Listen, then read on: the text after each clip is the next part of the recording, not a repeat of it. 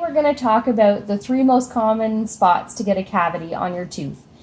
Oral self-care is so important. It's so much more important with things that you do every day now that we can't go in and have our preventive treatment done. So the 3 most common areas are in the pit and fissures of your teeth, right at the junction where the enamel and the cementum meet on the root, and then if you have any recession present. So let's talk about these in a little more depth. So first, let's talk about pit and fissures. On your molars and your premolar teeth, you have pit and fissures. If we could see this tooth from the top, it looks usually something like this with a little line. Some of us have stain in those lines because they're deep, and sometimes they're just little pits along them too. Now those spots are natural. They form as the tooth is forming before it ever breaks through the gum line. But some of them, if yours are really deep, you can get a cavity in there very, very easily. And a lot of people who have had lots of cavities, when they open up their mouth and they look in the mirror, they can see all of their fillings, kind of where the dentist has drilled out those cavities and placed the filling in there. So very, very common area. So pit and fissures is number 1, the number 1 area that we see cavities. Next area is right along the gum line. So my drawing is not the greatest, but this is where your enamel is the thinnest, is where the crown of the tooth and the root of the tooth meet. So a lot of people put a lot of time into brushing what other people can see, which is this area of the tooth, but that's not prone to cavities. There's a nice layer of enamel there.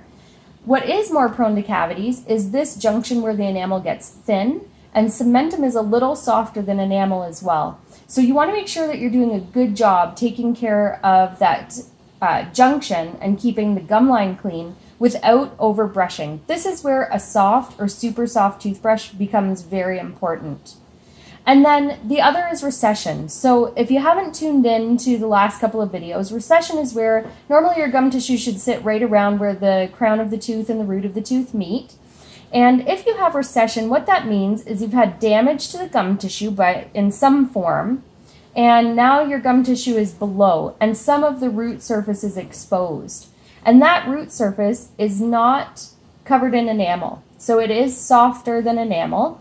The other problem with having recession present or root surface present is usually once the gum tissue is damaged a little bit, it becomes like a little shelf, and your enamel does kind of slope down like this. So now you have this spot where food debris can sit really easily.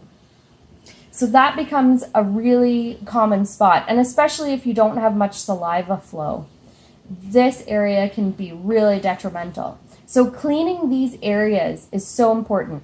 If you want to take a look at my YouTube channel, the Barry's Bay Dental Hygiene Clinic, it goes over the different methods of brushing.